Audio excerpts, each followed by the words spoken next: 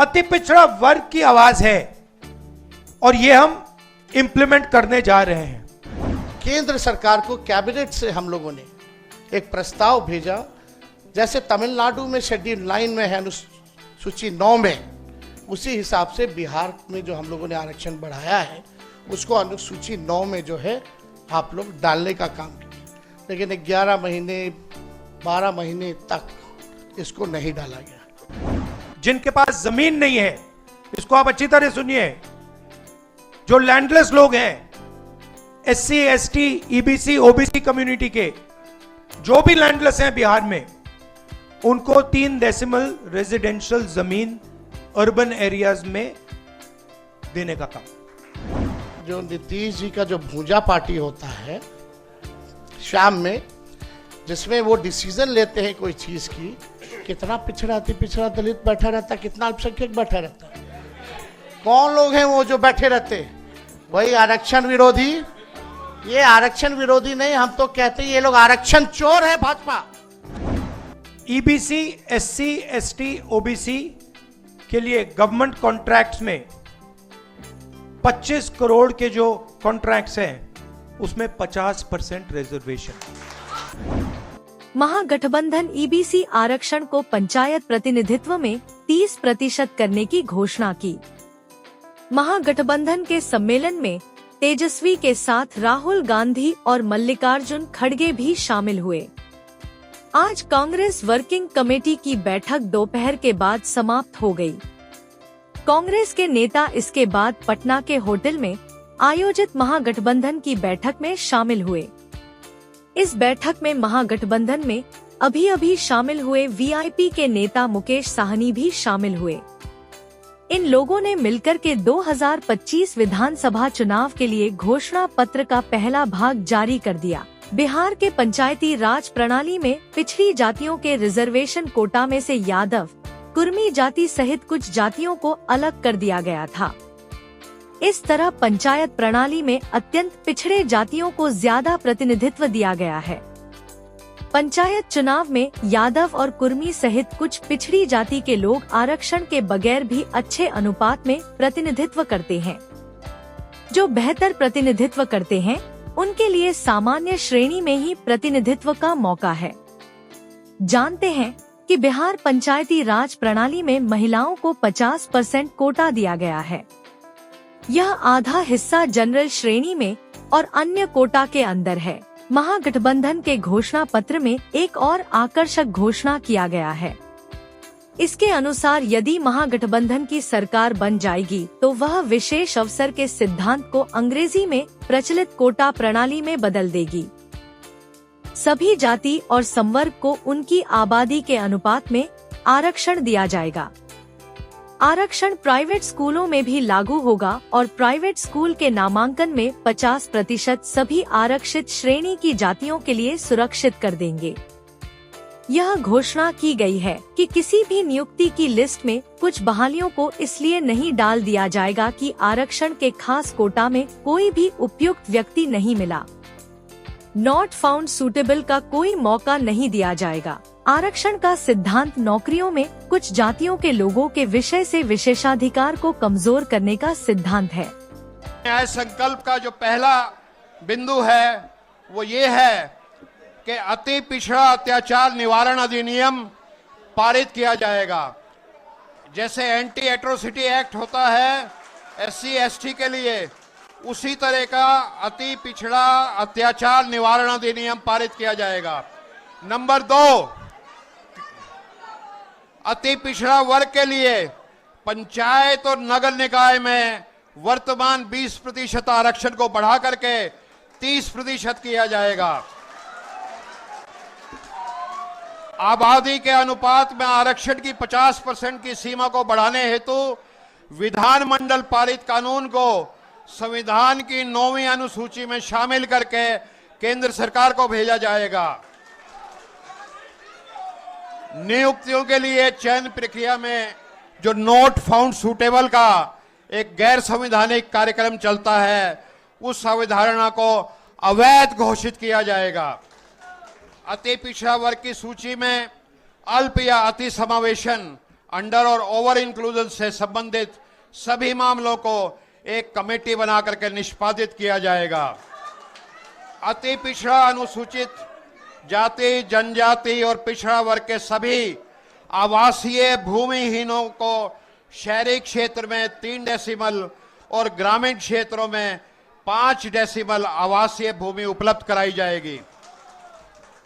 Number 7, UPA सरकार द्वारा पारित शिक्षा अधिकार नियम 2010 के तहत निजी विद्यालयों में नामांकन हेतु आरक्षित सीटों का आधा हिस्सा अति पिछड़ा, पिछड़ी जाति, अनुसूचित जाति और जनजाति के बच्चों हेतु निर्धारित किया जाएगा। 25 करोड़ रुपए तक के सरकारी ठेकों और आपूर्ति कार्यों में अति पिछड़ा, अनुसूचित जाति, जनजाति और पिछड़ी जाति के लिए 50% आरक्षण का प्रावधान किया जाएगा। संविधान की धारा 15(5) के अंतर्गत राज्य के सभी निजी शिक्षण संस्थानों के नामांकन हेतु आरक्षण लागू किया जाएगा। और आखिरी और 10वां, आरक्षण की देखरेख के लिए उच्चाधिकार प्राप्त आरक्षण नियामक प्राधिकरण का गठन किया जाएगा और जातियों के आरक्षण की सूची में कोई भी परिवर्तन केवल विधानमंडल की अनुमति से ही संभव होगा। राम मनोहर लोहिया विशेष अवसर का सिद्धांत के रूप में ही आरक्षण को परिभाषित करते हैं। यह नौकरियों के आपस में बांट लेने का सिद्धांत नहीं है, बल्कि यह कमजोर कही जाने वाली जातियों के प्रोत्साहन का सिद्धांत है। अंग्रेजी अखबार शुरू से ही आरक्षण को कोटा शब्द कहा करते थे। नौकरियों के अवसर नौकरी पाने वालों के अनुपात में काफी कम है। ऐसे मौकों पर देखा जाता है कि कमजोर कही जाने वाली जातियां या जेंडर भेद की वजह से महिलाएं नौकरी नहीं पा सकती हैं। अंत तक बने रहिए इस वीडियो विश्लेषण में। विशेषाधिकार को समाप्त करने के लिए विशेष अवसर का सिद्धांत आरक्षण को न्याय का सिद्धांत बनता है। बिहार महागठबंधन ने घोषणा पत्र का पहला भाग सामाजिक न्याय के मुद्दों पर ही जारी किया है।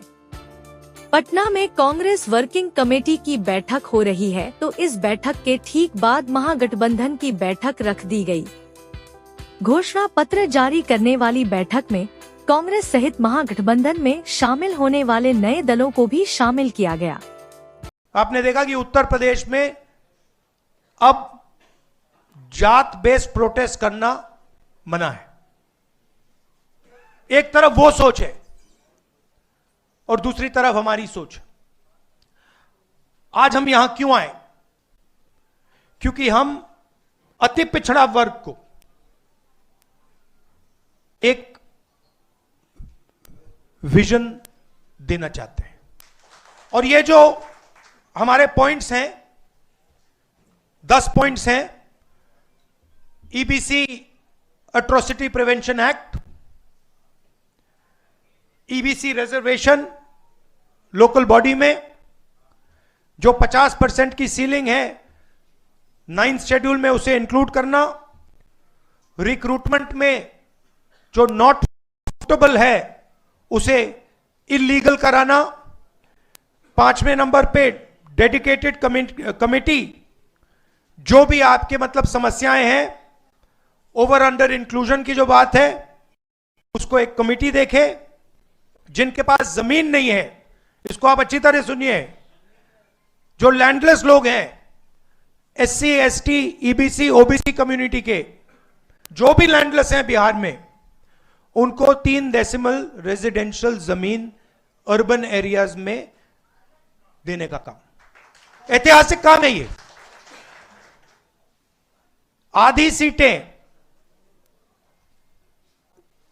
यूपीए के अंदर जो आरटी के लिए हैं वो ईबीसी, एसटी, एसटी, ओबीसी के लिए रिजर्व्ड होंगी। ईबीसी, एससी, एसटी, ओबीसी के लिए गवर्नमेंट कॉन्ट्रैक्ट्स में 25 करोड़ के जो कॉन्ट्रैक्ट्स हैं उसमें 50% रिजर्वेशन।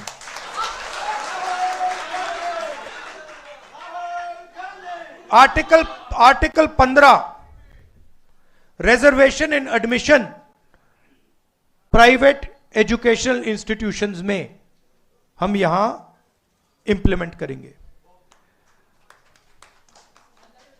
और एक रिजर्वेशन रेगुलेटरी अथॉरिटी जो रिजर्वेशन को देखेगी और इंप्लीमेंट करेगी। तो ये अति पिछड़ा वर्ग की आवाज है और ये हम इंप्लीमेंट करने जा रहे हैं। 3 कम्युनिस्ट पार्टियों का भी महागठबंधन में प्रतिनिधित्व है।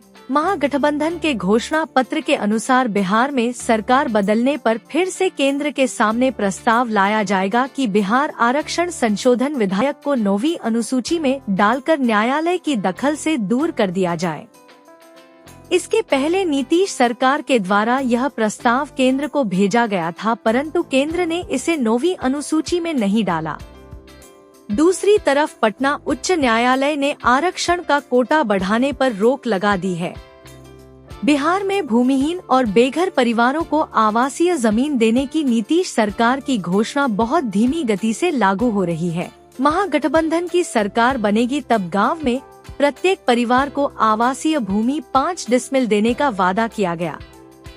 शहरों में भी 3 डेसिमल आवासीय जमीन देने का वादा किया गया। देखते रहिए विमर्श न्यूज और वीडियो पसंद आए तो कृपया इसे शेयर जरूर करें। कमेंट बॉक्स में टिप्पणी लिखने का कष्ट कीजिए। धन्यवाद। ये सत्ता में जो लोग बैठे हैं अभी, जो लोग कर्पूरी जी को गालियां देते थे, आज ये सामाजिक न्याय और आप लोगों की ताकत है कि जो गाली देने वाले भी लोग हैं उनको भारत रत्न देना पड़ रहा है। और आप सब लोग जानते हैं, शुरू से ही हम लोगों ने मांग उठाई थी। प्रधानमंत्री नरेंद्र मोदी जी आए थे विधानसभा, उस मंच से हमने प्रधानमंत्री जी के सामने मांगा था कि कर्पूरी जी को भारत रत्न दिया जाए। उस समय तो उन्होंने कोई वादा नहीं किया, लेकिन जब लड़ाई हम लोगों ने छेड़ा तब जो है उनको देना पड़ा। तो ये सामाजिक न्याय की ताकत है।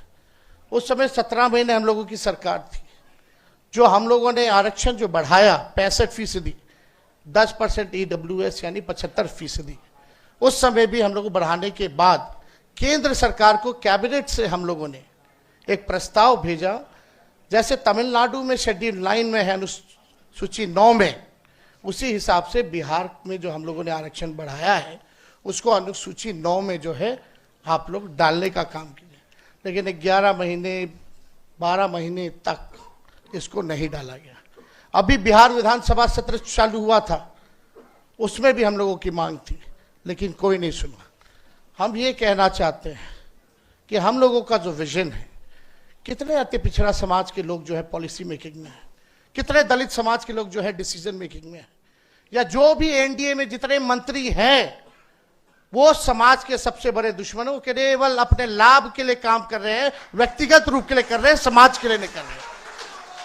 और कितने लोग आप देखते होंगे, जो नीतीश जी का जो भूजा पार्टी होता है शाम में, जिसमें वो डिसीजन लेते हैं कोई चीज की, कितना पिछड़ा अति पिछड़ा दलित बैठा रहता है, कितना अल्पसंख्यक बैठा रहता है।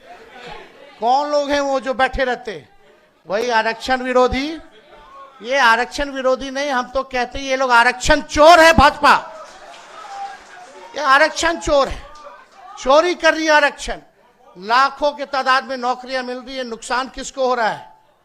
क्योंकि जो हम लोगों ने महागठबंधन ने जो आरक्षण बढ़ाया उसका लाभ अभी किसी को नहीं मिल रहा, फेंक दिया गया है कूड़ेदान में। ये लोगों ने खत्म कर दिया, चोरी कर ली आरक्षण की, भाजपा के लोगों ने। ये लोग जो लोग बैठे हैं, ये लोग सब समाज के दुश्मन हैं। हम लोग